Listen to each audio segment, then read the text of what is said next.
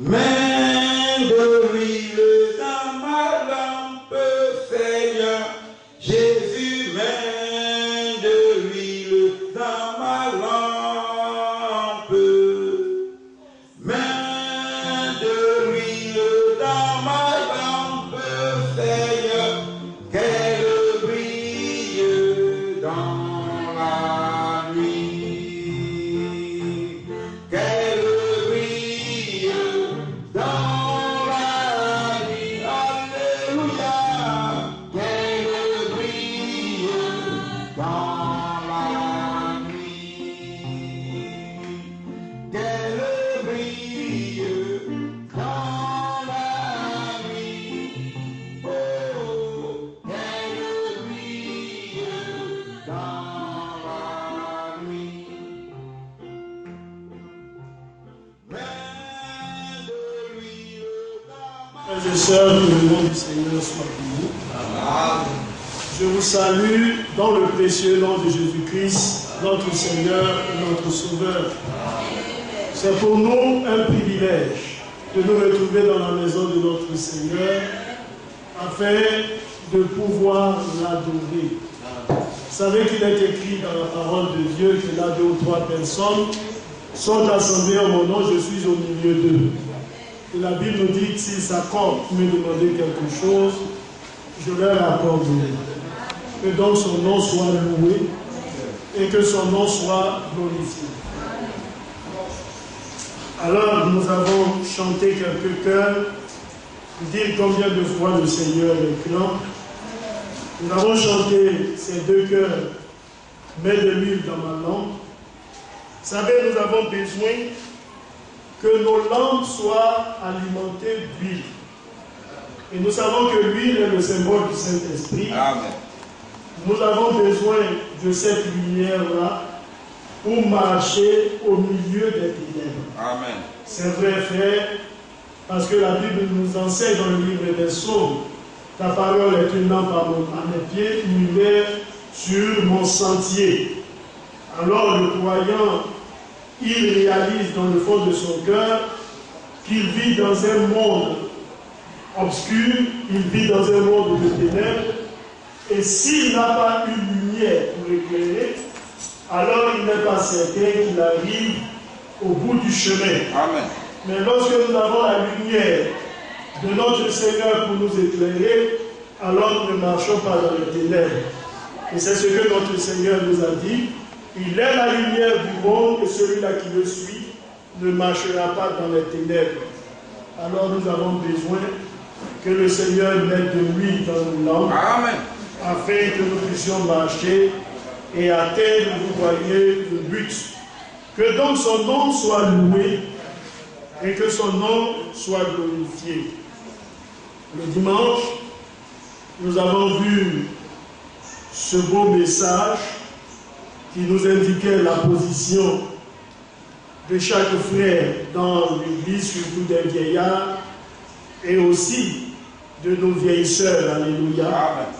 Oui, le Seigneur a voulu que les choses soient ainsi pour que sa maison soit équilibrée, afin que ceux qui sont les plus âgés, vous voyez, puissent faire bénéficier aux plus jeunes de leur expérience dans la vie et dans la marche chrétienne. C'est important, frère bien-aimé. Le Seigneur le permet pour que sa maison soit équilibrée. Vous savez, comme nous le disons en Jésus-Christ, en Christ Jésus, nous sommes, le Seigneur ne tient pas compte de notre âge. Alléluia. Peu importe le nombre d'années que vous avez, la Bible dit que nous sommes frères et nous sommes sœurs. Alléluia. Cependant, le Seigneur, il nous donne des orientations, afin que dans la fraternité, nous ne puissions pas nous manquer de respect les uns les autres.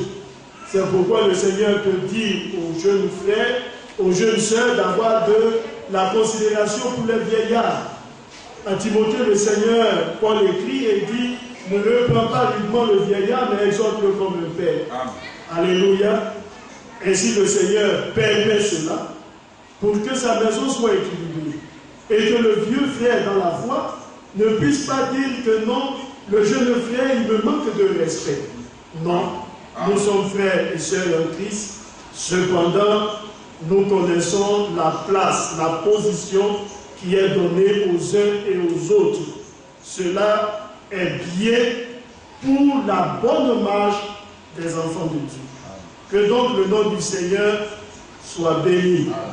Et nous avons besoin, comme la Bible dit, de l'expérience de nos vieilles sœurs. La Bible nous dit afin qu'elles apprennent aux jeunes sœurs à aimer leur mari, à aimer leurs enfants, à s'occuper des soins domestiques. Alléluia. C'est important, frère bien-aimé, parce que, comme nous le disons, une sœur, elle a beau avoir cette vertu chrétienne, si elle a une vie vraiment exemplaire, c'est une sœur bien, ce serait bien, alléluia, c'est ce que la Bible recommande. Mes frères bien-aimés, si elle ne peut pas préparer un bon plat pour son mari, il y aura problème à la maison. Alléluia. Il faut qu'elle sache au moins faire la cuisine. Et je disais comme ça à ma fiancée, que généralement, ce sont ceux-là qui, vous voyez, ne savent rien faire, qui apprécient beaucoup les choses, et c'est eux qui sont les plus exigeants. Mais quand vous les mettez devant une marmite, alors ils ont tout, vous voyez, tous les problèmes pour confectionner le beau plat. Oui, il faut que nos sœurs en Christ sachent faire, vous voyez, la cuisine, s'occuper convenablement de leur maison, et ainsi elles pourront donner la bonne éducation à leurs enfants.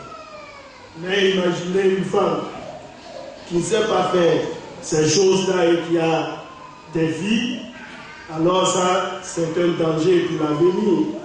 Parce que qui apprendra à ses filles à faire toutes ces choses-là? On dira peut-être que c'est la servante. Mais non, frère. Dans le monde pareil, ces choses-là finissent toujours par être fatales. Parce que quand le monsieur ne fait qu'apprécier les mets de la servante, il ne faut pas être étonné demain que ce soit la servante qui prenne ta place. Oui, frère. Mais en Jésus-Christ, nos frères ne peuvent pas faire cela. Amen. Cependant, ça n'empêche pas que nos sœurs doivent s'évertuer à être de bonnes épouses pour leur mari. Amen. C'est pour la gloire du Seigneur. Amen. Que donc le nom du Seigneur soit béni et que son nom soit glorifié. Nous allons prendre nos Bibles dans le livre d'Ésaïe, le chapitre 44. Et nous allons voir ce que notre Seigneur, au travers de l'Écriture, nous dit. Ésaïe, le chapitre 44, le verset 26.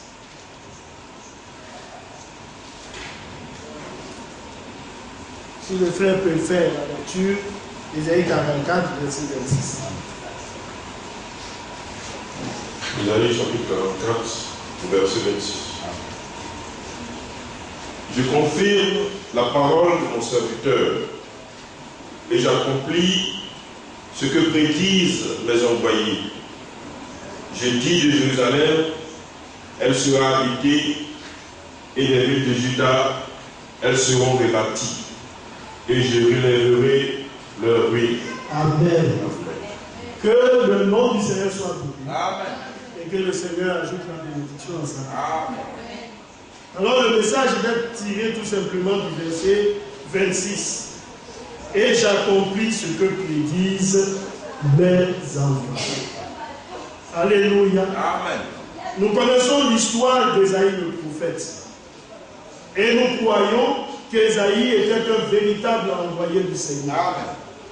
Vous savez qu'Ésaïe a été influencé par la vie d'Ozias. Ozias était un roi exemplaire.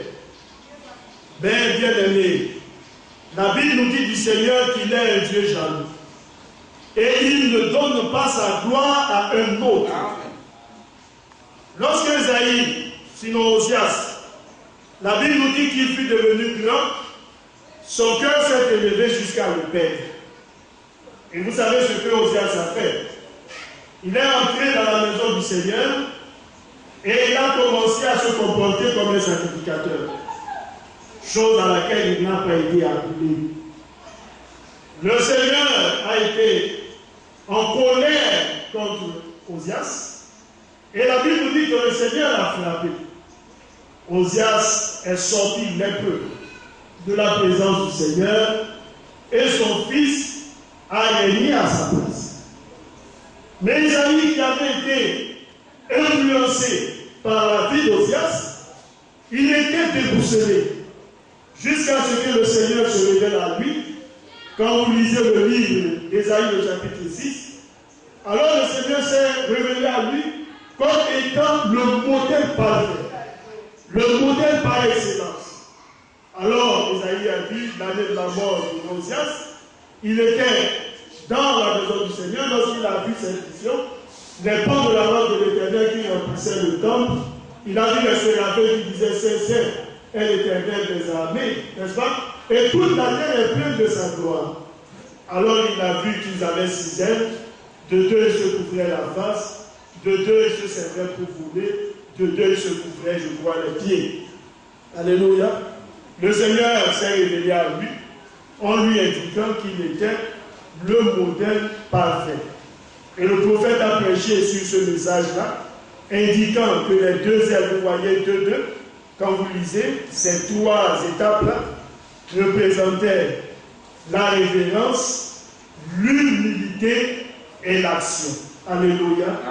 Oui, bien aimé. Notre Seigneur, en toute occasion, il est le modèle. Et lorsque les hommes essaient de prendre pour référence une personne, alors le Seigneur il revient toujours pour mettre les choses en ordre et indiquer aux hommes, non, c'est vrai que telle personne peut avoir de la vertu, c'est vrai qu'il peut être quelqu'un de bien, mais moi je suis le modèle par excellence. Vous savez que les rois, les gens avaient entendu parler de la sagesse de Salomon. Et la Bible nous dit qu'il venait de partout pour entendre la sagesse de Salomon. Nous avons l'histoire de la reine de Sheba. Elle est venue écouter la sagesse de Salomon. Et tous ceux qui venaient, quand ils repartaient, ils disaient, nous avons appris que tu étais sage. Mais ce que nous voyons de nos yeux est de loin. Vous voyez grand par rapport à ce que les gens ont pu nous dire. Alléluia. Amen. Mais vous savez ce que le Seigneur a dit lorsqu'il parlait du roi Salomon, avec toute la sagesse que lui, il lui a donnée, il dit, il y a ici plus que Salomon. Amen. Alléluia. Amen. C'est vrai, frère. Il est le modèle par excellence. C'est vrai que Salomon était un roi sage. La Bible nous dit qu'il n'y a pas eu de roi sage comme lui. Mais le Seigneur, il est lui-même la sagesse. Amen. C'est pourquoi dans le livre de Corinthiens, la Bible nous dit qu'il s'est fait pour nous sagesse. Il s'est fait pour nous justice. Il s'est fait pour nous rédemption. Amen. Alléluia. C'est vrai. Il est le modèle par excellence. Alléluia. Alors, dans le livre d'Ésaïe, comme la Bible nous dit, je confirme la parole de mon serviteur et j'accomplis ce que prédisent mes envoyés. Alléluia. Dans le Seigneur, il n'y a jamais eu d'hasard. Nous ne croyons pas au hasard. Le hasard n'existe pas en Dieu. Parce que lui, il a la connaissance de toutes choses. Avant qu'elle ne se produise, le Seigneur le sait. Il n'y a jamais eu une chose qui ait surpris le Seigneur. Non, frère. Le Seigneur le sait. C'est pourquoi, avant même que nous ne puissions poser des actes, le Seigneur peut déjà nous le dire. Alléluia.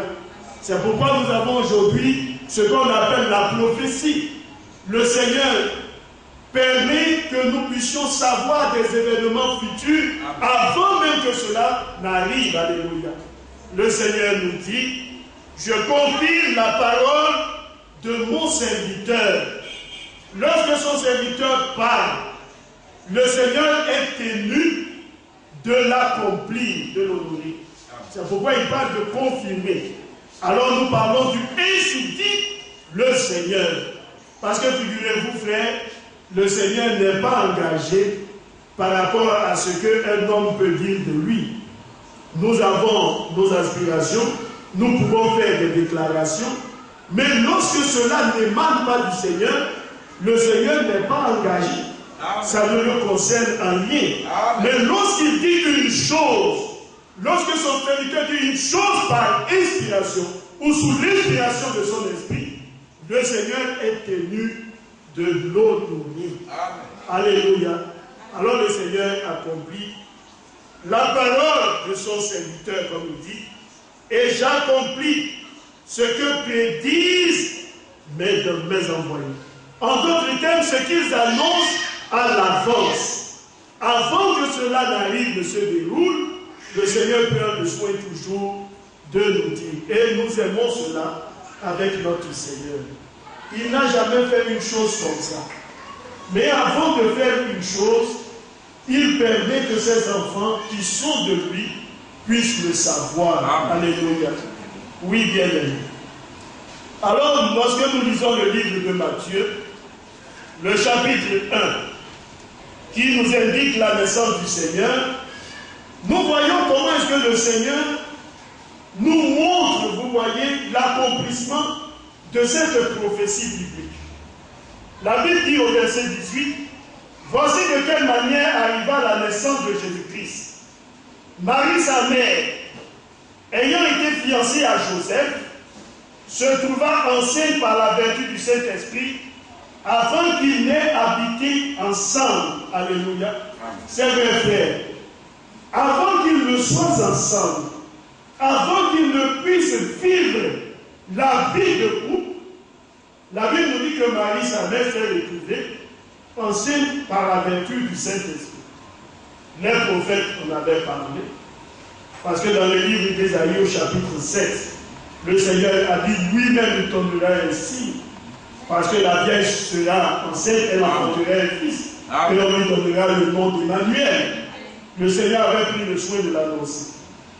Joseph, son époux, qui était un homme de bien, et qui ne voulait pas la diffamer, se proposa de rompre secrètement avec elle.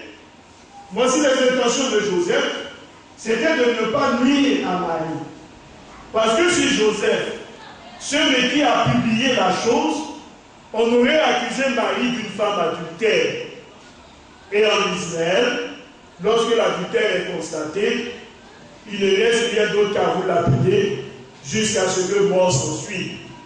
Mais Joseph ne voulait pas cela. Quand bien même, il n'arrivait pas à concevoir que cette grossesse-là puisse venir de l'Esprit de Dieu. Pour lui, il sait qu'il n'est pas l'auteur. Et si elle est enceinte, c'est qu'il y a quelqu'un d'autre qui est l'auteur de cette grossesse. La Bible nous dit, comme il y pensait, voici un ange du Seigneur lui apparut en songe et dit, Joseph, fils de David, ne crains pas de prendre avec toi Marie, ta femme, car l'enfant qu'elle a conçu vient du Saint-Esprit. L'enfant qui se trouve en elle, il ne vient pas d'un autre. Ne pense surtout pas qu'elle était trompée, mais l'enfant vient du Saint-Esprit. C'est le miracle du Créateur. Il dit alors, elle enfantera un fils, et tu lui donneras le nom de Jésus. Amen. C'est lui qui sauvera son peuple de ses péchés. Et la Bible nous dit, tout cela arrive afin que s'accomplisse ce que le Seigneur avait annoncé par le prophète. Amen. Cela est arrivé en vue de l'accomplissement des prophéties bibliques. Amen. Le Seigneur, notre Dieu, lorsqu'il dit une parole, ça peut durer 10 ans, 20 ans, 30 ans, ça peut durer des centaines d'années, voire même des milliers d'années. Mais ce qu'il a dit, il finit toujours par l'accomplir. Amen. Et c'est ce que les gens n'arrivent pas à comprendre. Quant au retour de Christ, et nous y reviendrons, ils disent où est l'accomplissement de la promesse. Car depuis, vous voyez que nos pères existent, tout demeure comme au commencement. Mais Pierre dit attention, votre raisonnement n'est pas fondé. Amen. Parce que vous oubliez que jadis il existait une terre tirée des eaux et qui a été détruite par les eaux. Alléluia. C'est vrai, frère. Le Seigneur prend au dépourvu les sages dans leur raisonnement.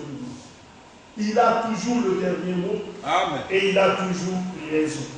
Cela est arrivé afin que s'accomplisse ce qui avait été annoncé par les prophètes. Alléluia. Amen. Voici la Vierge sera enceinte, elle enfantera un fils, et on lui donnera le nom d'Emmanuel, ce qui signifie Dieu avec nous. Et la Bible nous dit, Joseph s'étant réveillé, fit ce que l'homme du Seigneur lui avait ordonné. En un fils obéissant, il a été d'abord troublé. Lorsqu'il a reçu ce songe, il a eu la certitude, et la Bible nous dit, il a fait ce que l'ange lui avait ordonné. Pour lui, il concevait que c'était un ordre. Et vous savez qu'un ordre ne se discute pas. Un ordre, il est donné pour être exécuté. Amen. Lorsque vous discutez les ordres dans l'armée, alors vous risquez de passer devant la cour martiale. Mais lorsque le chef donne l'ordre, il faut obéir. Alléluia. Oui, frère. Et la Bible dit, mais il ne l'a connu point, jusqu'à ce qu'elle ait enfanté un fils, auquel il donna le nom de Jésus. Amen. Alléluia. Amen. Tout est arrivé en vue de l'accomplissement de ce que le Seigneur lui-même avait au préalable annoncé par ses serviteurs, les prophètes. Vous savez, frère, lorsque le Seigneur a été crucifié et qu'il est ressuscité, la Bible nous dit qu'il marchait avec deux disciples, n'est-ce pas? Sur le chemin de Maïs, dans le livre de Luc, le chapitre 24. Ces deux disciples étaient tout abattus. Ils étaient attristés parce que le Messie, celui qui avait fait des miracles, qui avait guéri les malades, ressuscité les morts, celui qui avait distribué le pain aux hommes, il avait été crucifié. Mais ils étaient étonnés parce que des femmes s'étant rendues dans le tombeau, ils avaient trouvé le tombeau vide. Alors ils n'arrivaient pas à comprendre ces choses. Et la Bible nous dit que lorsqu'ils marchaient, Jésus était avec eux, et puis il cheminait avec eux. Il les regarde, et il leur demande, mais pourquoi êtes-vous si tristes? N'est-ce pas? Amen. Quand il les regarde, nous allons lire cela dans le livre de Luc, le chapitre 24. Pour ne pas travestir les propos de la parole. Oui, frère, notre Seigneur est fidèle dans ses actions. Il ne fait jamais rien au-delà de ce que sa parole lui-même a annoncé. Et c'est aussi le rôle du Saint-Esprit de nous conduire dans toute la vérité, de nous rappeler tout ce que le Seigneur nous a dit. Le Seigneur n'agit jamais en dehors de ses principes. Et ces principes-là nous ont été consignés dans la parole. La Bible dit ceci, au verset 33, s'élevant à l'heure même, ils retournèrent à Jérusalem et ils trouvèrent les 11 et ceux qui étaient avec eux assemblés, et disant, le Seigneur est réellement ressuscité, il est apparu à Simon, et il racontait ce qui leur était arrivé en chemin, et comment il l'avait reconnu, au moment où il rompit le pain. Tandis qu'il parlait de la sorte, lui-même se présenta au milieu d'eux et leur dit, la paix soit avec vous. Saisis de frayeur et d'épouvante, ils croyaient voir un esprit. Mais il leur dit, pourquoi êtes-vous troublés? Et pourquoi pareille pensée s'élève-t-elle dans vos cœurs, voyez mes mains et mes pieds. C'est moi. Alléluia. Vous savez que Thomas, lui, il aimait voir avant de croire. Thomas pouvait dire, moi, je ne croirai jamais de pareilles choses. Si je ne vois pas de mes yeux, je veux voir avant de croire. Alléluia. Oui, bien aimé. Chaque croyant doit faire attention à ce qu'il croit. Vous savez que le Seigneur nous dit dans le livre de 1 Jean chapitre 4, n'ajoutez pas foi à tout esprit, mais éprouvez les pouvoirs s'ils viennent de Dieu. Il faut éprouver.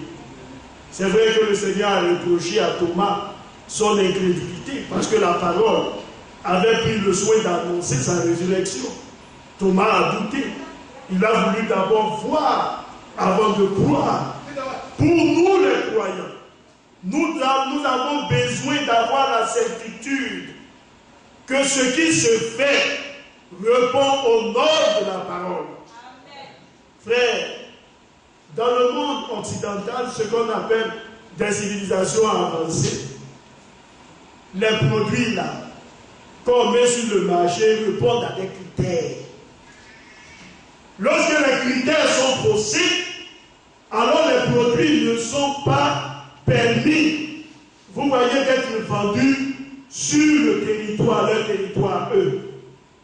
On prend ces produits-là et on les jette à la poubelle. On les détruit. Parce qu'on trouve que ces produits-là, sont impropres à la consommation. Ça, c'est le monde physique. Le monde dans lequel nous nous trouvons.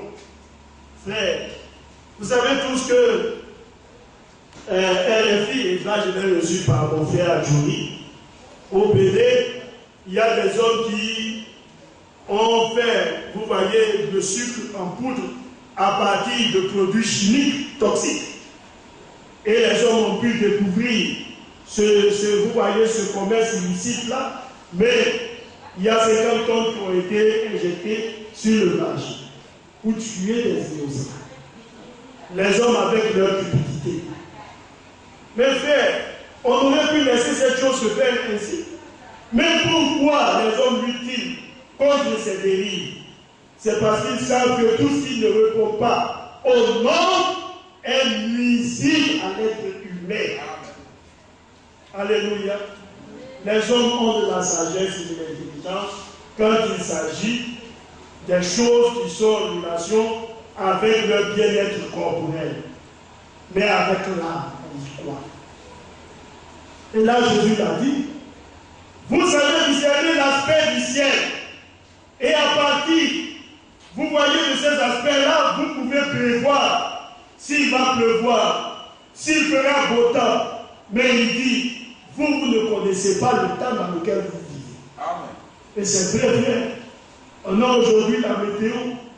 Les hommes nous disent, vous voyez, chaque soir, lorsque vous regardez, je crois, après le journal télévisé, ils viennent à la télé pour nous dire, demain il fera pareil temps ici et là. Et puis on regarde ça. Quelquefois, on se rend compte que leurs prévisions sont exactes. Mais bien aimés, est-ce que les hommes ont la sagesse et l'intelligence pour reconnaître ce que Dieu est en train de faire aujourd'hui? Alléluia. Oui, frère. Tu sais que demain il va pleuvoir, tu sors avec ton parapluie et ton imperméable. Mais Jésus te dit que lui, il revient bientôt et qu'il prépare son épouse. Alors tu fais quoi? Alléluia. La Bible nous dit aujourd'hui, si vous entendez sa voix, n'endurcissez pas votre cœur. Alléluia. Alors il dit, voyez mes mains et mes pieds. C'est bien moi, touchez-moi. Et voyez, et l'esprit n'a ni chair ni os, comme vous voyez que j'ai. Et en disant cela, il leur montra ses mains et ses pieds. Comme dans leur joie, ils ne croyaient point encore. Et qu'ils étaient dans l'étonnement, il leur dit, avez-vous ici quelque chose à manger? Il leur présentait du poisson rôti, il lui présentait du poisson rôti et un rayon de miel, il en prit et il mangea devant eux. Puis il a dit, c'est là ce que je vous disais lorsque j'étais encore avec vous. Alléluia. N'est-ce pas? C'est là ce que je vous disais lorsque j'étais encore avec vous. Qu'il fallait que s'accomplisse tout ce qui est écrit de moi dans la loi de Moïse. Alléluia. C'est vrai. Vous êtes étonnés. Mais vous ne devez pas être étonnés. Parce que c'est ce que moi j'ai pris le soin de vous annoncer. Lorsque j'étais encore avec vous, tout ce que Moïse a dit sous l'inspiration de mon esprit, alors il fallait que cela s'accomplisse. Alléluia. Vous savez, frère, nous chantons ce cœur-là qui dit, pour sa venue ici-bas, Jésus se fit humain, non point pécheur. Il ne fit que la volonté de Dieu, afin que les prophéties ne soient pas confondues. C'est vrai, frère. Imaginez que le Seigneur n'ait pas accompli ce que les prophètes avaient annoncé au préalable. Cela aurait été une confusion.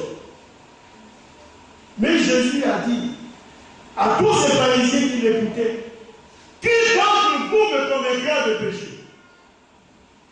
Et vous savez, lorsque le prophète du temps de la paix prêchait un jour sur ce passage, il dit en d'autres termes, qui d'entre vous dira que je n'ai pas accompli ce que les prophètes avaient annoncé ou prédit de moi? Lequel d'entre vous? Tout ce que les prophètes ont dit là, que le Messie devait accomplir, je l'ai accompli. Alléluia. C'est pourquoi il a pu leur dire, si vous ne croyez pas ce que je suis, vous mourrez dans vos péchés. Alléluia. Et quand il est réagi, mais si vous-même ne croyez pas en moi, mais au moins les œuvres là, un témoignage de moi, et vous devez croire. Alléluia.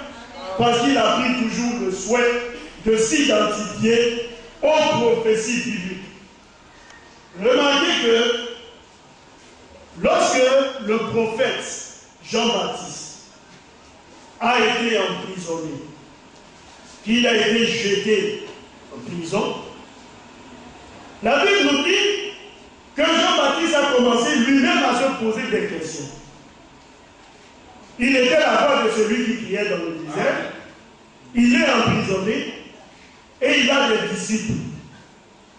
Il dit à ses disciples, vous lisez le livre de Luc, vous le verrez à l'intérieur, si je ne me trompe pas, Luc le chapitre 7. Il dit, allez et dites-lui, demandez-lui ceci. Est-ce lui qui devait venir ou est-ce que nous devrions attendre un autre? N'est-ce pas? Amen. Jésus, toujours fidèle à sa parole, parce qu'il est la parole faite chair. Amen. Il a pris tout simplement les disciples de Jean, et tout de suite, il s'est produit un puissant réveil. Le Seigneur a commencé à guérir les malades, à chasser les démons, à ressusciter les morts. Alléluia. Il a fait toutes ces choses que la loi avait dit qu'il ferait. Quand il a fini d'accomplir toutes ces choses, il a dit aux disciples de Jean, vous avez vu ce qui s'est produit? Ils disent oui. Il dit, allez et dites à Jean ce que vous avez vu et entendu. Amen. Alléluia. Le Seigneur n'est pas dans des discours stériles. Il va à l'essentiel. Trop de discours s'embrouillent les discours. Mais lorsqu'on va à l'essentiel, les hommes comprennent. Amen. Alléluia. Alors il dit, vous avez vu et entendu, allez raconter de l'âge. Et la Bible nous dit qu'ils sont partis et ils l'ont raconté à Jean. Et Jean a été tranquillisé dans la prison. Pourquoi faire? Parce que Jean lui-même étant prophète, avait reconnu que c'était là ce que Isaïe avait annoncé. Votre Dieu lui-même viendrait à votre rédempteur. Allons s'ouvrons les yeux des aveugles. Les sourds entendront, les boiteux sauteront comme des cerfs. Il avait su que ce que Ésaïe avait annoncé, notamment, je crois, dans Ésaïe au chapitre 35, venait de trouver son accomplissement. Amen. Jésus s'est toujours identifié à ce que les prophètes avaient dit de lui. Amen. Alléluia. Quand il devait faire une chose, il prenait le soin de regarder. Est-ce que Moïse a dit ceci de moi? Et il le fait. Est-ce que les prophètes ont annoncé ceci de moi? Et il le fait. Ça a toujours été la manière du Seigneur de fonctionner. Amen. Il n'a jamais été à agir en dehors des principes de la parole. Parce que lui-même s'est conformé à sa parole, il peut aussi nous dire de rester dans le bon milieu de sa parole. Amen. Parce qu'il nous a montré un exemple. Il nous a donné un exemple au travers de ce que fut sa vie. Jamais frère, le Seigneur n'est allé au-delà de sa propre. Amen. Et quand nous lisons les Écritures, la Bible nous dit que notre Seigneur, il est lui-même l'accomplissement de la loi. Amen. Dans le livre de Matthieu, le chapitre 5, au verset 17, la Bible nous dit, je ne suis pas venu pour abolir la loi et les prophètes, mais pour l'accomplir. Jésus a toujours accompli ce que les prophètes avaient annoncé de lui, frère bien-aimé. Alléluia. Amen. Alors la Bible dit, j'étais encore avec vous, qu'il fallait que s'accomplisse tout ce qui est écrit de moi dans la loi de Moïse, dans les prophètes et dans les sceaux. N'est-ce pas? Amen. À la loi et aux prophètes et au témoignage, si un homme ne parle, il n'y aura point de mort pour lui. Amen. N'est-ce pas? Tout ceci a été conforme. Il dit, alors il leur ouvrit l'esprit afin qu'ils comprennent les Écritures.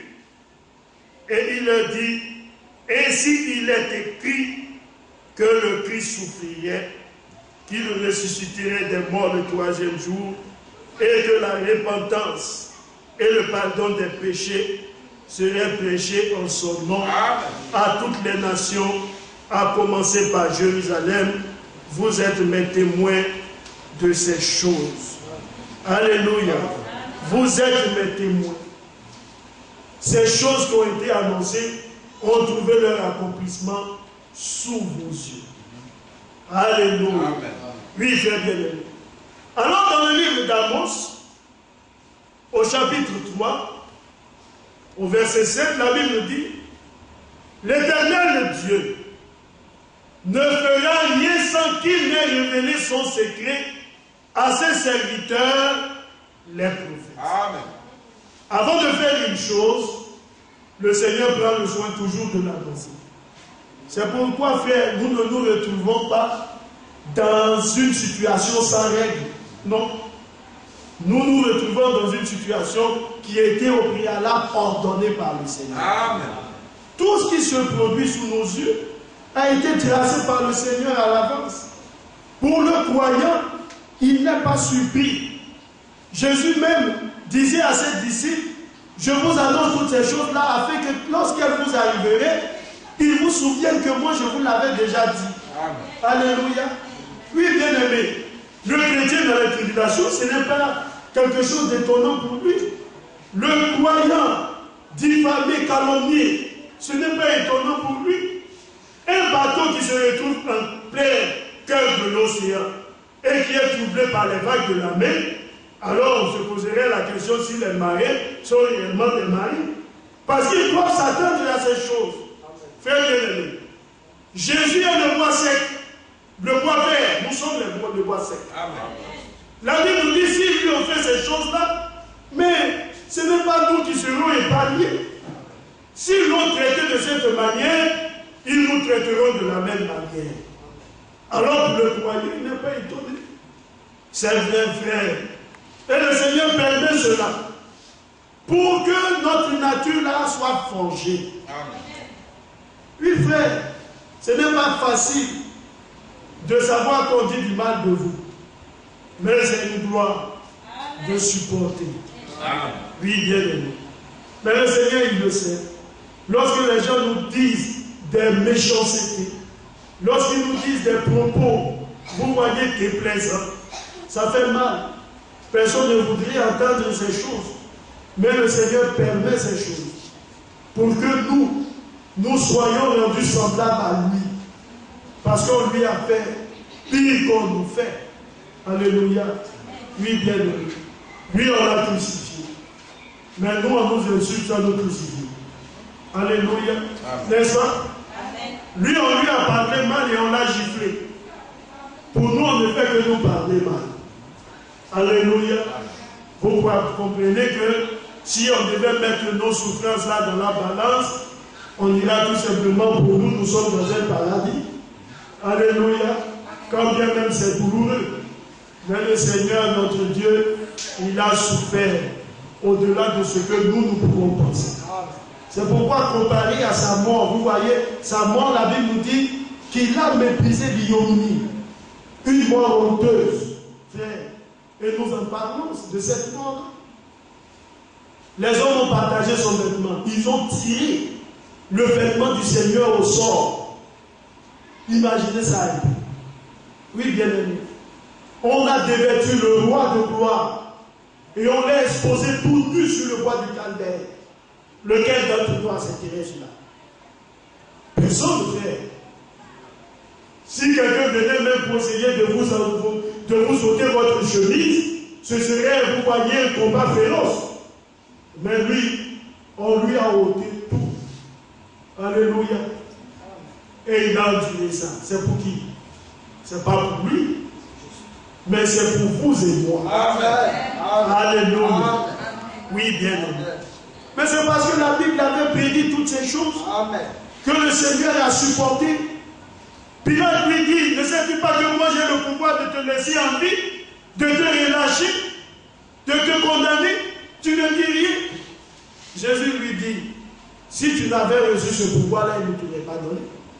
Alléluia. Amen. Si aujourd'hui tu es assis là pour exercer cette autorité, il ne faut pas penser que ça vient de toi. Amen. Tu es mortel. C'est le Seigneur qui établit les rois. C'est lui qui te permet d'exercer cette autorité-là pour un peu de temps. C'est pourquoi, frère, les dirigeants politiques et autres doivent comprendre que la vie de l'homme sur la terre elle est passagère. Amen. Quand Dieu vous donne un pouvoir à exercer, il faut l'exercer avec sagesse et intelligence. Amen. Parce que, frère bien-aimé, on peut chanter tous vos louanges aujourd'hui.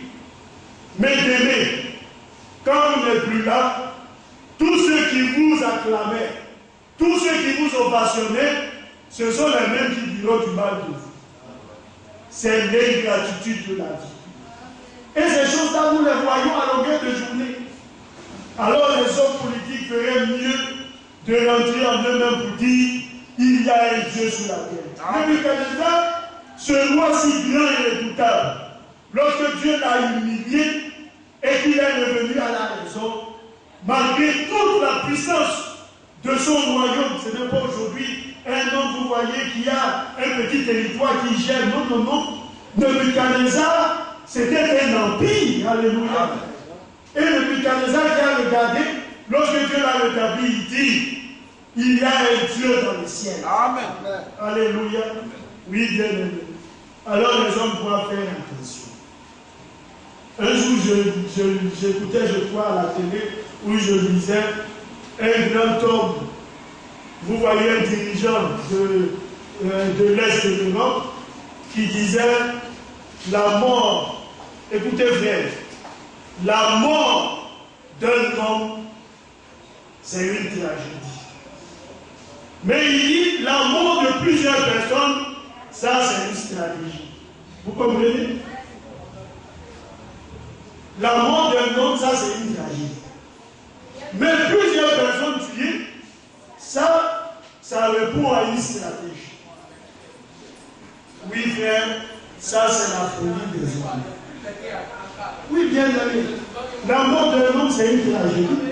Si la mort d'un homme est une tragédie, mais la mort de plusieurs personnes, c'est plus une tragédie. Amen. Alléluia. C'est pourquoi, frère, la Bible nous dit que le monde, avec sa sagesse, n'a pas connu le Seigneur. Amen. Et la sagesse du monde, Dieu la déclare comme étant une folie. Amen. Oui, bien aimé. Oh, les croyants que nous sommes, devons nous considérer comme des privilégiés. Amen. Dans le livre des Apôtres, chapitre 4, au verset 28, après que Pierre et Hérode aient eu à faire le miracle, la Bible nous dit, je crois qu'ils aient été battus, les disciples se sont réunis et ils ont prié. On va aller à partir du verset 23. La Bible dit, après avoir été relâchés, ils allèrent vers les leurs et racontèrent tout ce que les principaux sacrificateurs et les anciens leur avaient dit. Lorsqu'ils l'eurent entendu, ils élevèrent à Dieu la voix tous ensemble et dirent, Seigneur, toi qui as fait le ciel, la terre, la mer et tout ce qui s'y trouve. Frère, la création, elle a un propriétaire. Amen. Alléluia. N'est-ce pas? Amen. Quelle femme qui vit dans son foyer qui n'a pas un propriétaire? Elle a un propriétaire. Elle a un chef. Alléluia. Oui, bien aimé. Quand vous voyez le cabri qui est en train de courir la rue, vous le voyez dans sa liberté qui monte sur tout ce qu'il veut. Ne pensez pas qu'il n'a pas de propriétaire. Le jour où vous allez le tuer, vous saurez qui est le propriétaire du cabri. Alléluia. Le Seigneur nous dit que la terre, n'est-ce pas, le ciel, ainsi que la mer, c'est lui qui amène l'auteur. Amen. Ces choses-là sont pour lui. Alléluia. Alors il continue pour dire, c'est toi qui as dit par le Saint-Esprit, par la bouche de notre Père, ton serviteur David. Par le Saint-Esprit. Alléluia. Est-ce que c'est ce qui est écrit? C'est le Saint-Esprit. Ne croyons pas que ce que nous recevons est différent de ce que les David et les prophètes avaient reçu autrefois. Non. C'est toujours le même esprit de Dieu. Amen. Alléluia. La Bible dit, il l'a dit par le Saint-Esprit, David. Pourquoi ce tumulte parmi les nations et ces vaines pensées parmi les peuples? Les rois de la terre se sont soulevés et les princes se sont ligués contre le Seigneur et contre son oint. En effet, contre ton saint serviteur Jésus, que tu as oint, Hérode et Ponce Pilate se sont ligués dans cette ville avec les nations et avec les peuples d'Israël. Frère, ce monde dans lequel nous vivons, c'est un monde de compromis. Hein?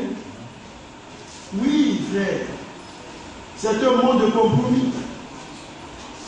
Quand vous lisez les évangiles, Pilate et Hérode, ils ne s'entendaient pas. Hein? Amen. Ça, c'est ce que la Bible dit. Amen. Les deux ne s'entendaient pas. Mais lorsqu'il était question de mettre à mort le Seigneur, alors là, ils se sont entendus. Oui, c'est comme ça que fonctionne le monde.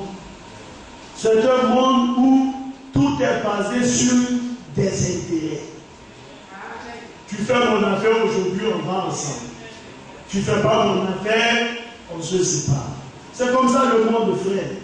Et la Bible dit qu'ils se sont ligués ensemble avec le peuple d'Israël pour mettre à mort loin du Seigneur. Il dit pour faire tout ce que ta main et ton conseil avaient arrêté d'avance. Alléluia. Oui, bien aimé. Ne pensons pas que ces choses qui se sont produites là relèvent du hasard. Non. Ce sont des choses qui avaient été annoncées par le Seigneur. On dit non, mais Judas Iscariote même, il aurait pu être sauvé. Qui a dit? C'est écrit dans quelle Bible? Frère, Judas Iscariote ne pouvait pas être sauvé depuis sa naissance jusqu'à sa mort. Amen. Parce que la Bible a pris le soin de dire qu'il allait aller en son lieu. Comment Dieu lui-même, qui déjà annonce la fin de cet homme-là, on peut croire que Judas aurait pu être sauvé. C'est comme quelqu'un qui se lève et qui dit Satan peut être pardonné. Mais si Satan peut être pardonné, l'enfer n'existera pas. Mais Satan ne peut pas être pardonné. C'est pourquoi le Seigneur a pris le soin de nous annoncer son jugement et sa condamnation. Et nous dit qu'il sera pris et jeté dans l'étang de feu et de souffle. C'est parce qu'il n'y a pas de pardon. Alléluia. Oui, Pierre. Alors, tout ce que le Seigneur avait annoncé d'avance a trouvé son accomplissement. Au travers, vous voyez, des hommes. C'est pourquoi, frère, je l'ai dit une fois.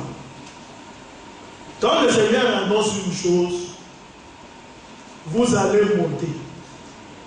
Vous allez descendre. Ce qu'il a dit, ça va s'accomplir. Amen. Vous pouvez prendre toutes les précautions du monde. Mais frère, le Seigneur, il permettra qu'à votre moment d'inattention, ce que lui il a dit, ça se réalise. Amen. C'est juste. Alléluia. C'est juste. Oui, bien aimé. Et c'est ce que souvent les hommes n'arrivent pas à comprendre. Amen. Ce qu'il dit là, il le fait. Et par la grâce de Dieu, une prochaine fois, nous allons toujours continuer. Amen. Que le nom du Seigneur soit béni. Amen.